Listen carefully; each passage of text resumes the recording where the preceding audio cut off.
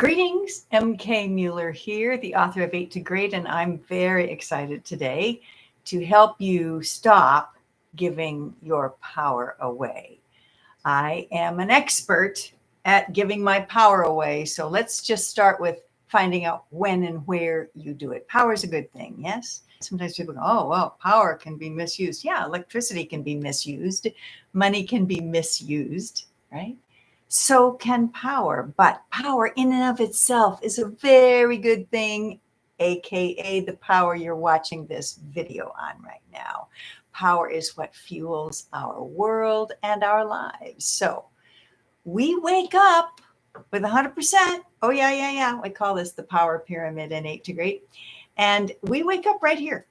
Yeah, if you had a decent night's sleep, we're talking your dolphin energy, your puppy dog energy, your 3-year-old energy.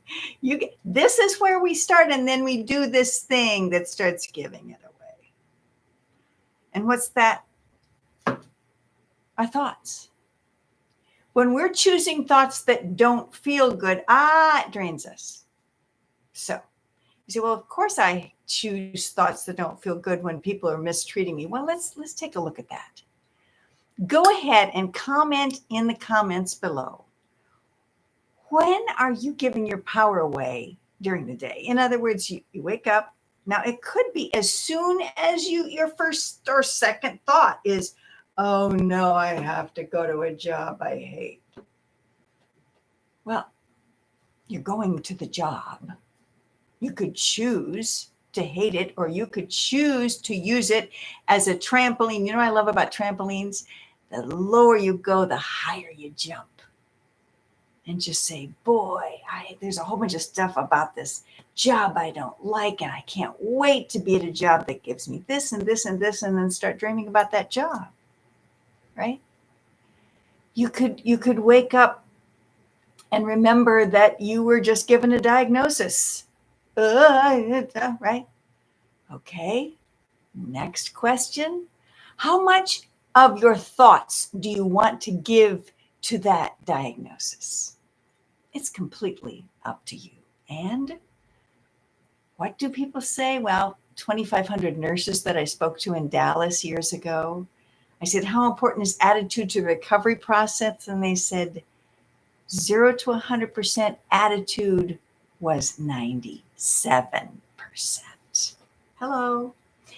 So again, it's all about what thoughts we choose to think. Now, obviously, painful thoughts are going to come knocking on your door. The question is, are you going to invite them in for lunch? It's so important. Again, are you giving your power away to the traffic? Are you giving your power away to stepping on the scale? Right. Again, every challenge can make you bitter or better. You get to decide. You can change on a dime. Your life can turn in a thought, right? Because you all walked into the room you're in with something you could blame and complain about, admit it. And you all walked in with something you could be grateful for. So choosing to focus more on the things you are grateful for. I know you can't do it all the time. Nobody can do it all the time. That's 100%. My goal is to live at 95. I call it 95ing because then 95% of my thoughts feel good. And when I catch myself going down a rabbit hole of, gosh, I wish my neighbor would, right? Which I don't say I have great neighbors, but I haven't always had great neighbors. And if you have one of those neighbors that's whatever, again, how much of your day and your energy and your power do you want to give that individual? We can stop giving our power away simply by choosing, I'm grateful for my eyesight. It's raining right now in Florida. We can use the rain. I'm grateful for the rain, right? I'm grateful for, oh my gosh, the color blue. I'm grateful for the food in my refrigerator. I'm grateful for my friend that called half an hour ago and helped me laugh. Oh my gosh, every day has so many things to be grateful for, right? So when we choose those thoughts that feel good, guess what happens? We feel good. That's a Pretty easy. Connect the dots, isn't it? When we choose thoughts to feel good, we feel good. And when we feel good, good things happen. Actually, everything you've ever wanted in your life, think about it. 3 things you'd like more of in your life right now. I'd like more time. I'd like more creativity. I'd like more money. I'd like more friends, whatever it is, energy. You always have more when you choose thoughts that feel good, right? Don't you want to be friends with people who are choosing thoughts that feel good? So you're going to have more friends, as the bankers said when I spoke at their national convention in Marco Island years ago, right? When you feel good, you have more, and they all yelled out money. This was the bankers convention. I think they know what they're talking about. So choosing thoughts that feel good, I call it the high five. Choose thoughts that feel good. Not good thoughts. We'll talk about that in another video. Just choose thoughts that feel good to you.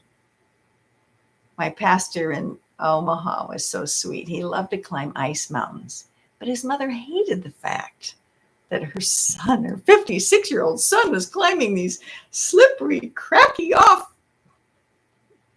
But it felt great to Pastor Jim. Choose thoughts that feel good to you. And then, 2 words, you'll feel good. And when you feel good, all the good things happen. It's that simple and that important to the quality of your life that you stop giving your power away. My shift happened in the shelter for domestic violence when I walked into the shelter thinking he was the problem. And within one 24-hour period, I realized I was the problem. And if I didn't change me, I was just going to attract more of that same behavior from the world. And I haven't attracted that same behavior from the world ever since, because I changed me. I decided if I was the problem, I was the solution. I took my power back on that day, and I want all of you to take your power back from whatever's going on in your life. You know, I mentioned the diagnosis. I'm going to end with a friend of mine who has stage 4 cancer. And he just did a YouTube on disrupting despair. Oh my gosh, I'll tell you all about him in a minute. But first of all, let me read you 2 quotes. We have 4,000 8 to Great coaches around the world. We have a coach certification program that only takes 6 weeks. Hey, call me and email me if you're interested, and we'll hook you up with our coaching program. But anyway, out of these 4,000 coaches, here are 2 of them. Martha from South Carolina talked about taking her power back. She said, after a successful career in corporate, I finally realized I had been driven all my life, but I'd been driving someone else's bus. Now I'm driving my own and happier than I've been since I was 14. Thank you, Martha. And I love Tom. When I was a first-year principal, I had a young man in my office frequently for several discipline-related issues. I worked with him and his parents for months, trying to modify his behavior with limited success. One day I was out of the building and the young man was referred to the superintendent, who happened to be a certified 8 to Great coach. The change in the student's attitude and behavior was immediate and dramatic. I had to find out what the superintendent had said or done, and found out he had simply taught the young man the power pyramid and how to take his power back. 1 year later, that student is still on a great path to his goals and dreams. Ooh, ooh, ooh. There you go. You can not only learn this, you can share it with folks. Hey, yeah. So you might also want to share this video. You might want to like it. You might want to comment, and you might want to subscribe. Certainly, we love all those. So I promised you this friend of mine that has stage 4 cancers. Incredibly inspirational videos. So what's he doing with stage 4 cancer? You got to watch this video. Go to Jim Schneider, SCHNEIDER, and type in disrupting despair, and make sure you like and comment and subscribe to his YouTube as well. We want to support Jim any way we can. All right, dear ones, great to be with you today. Until next time.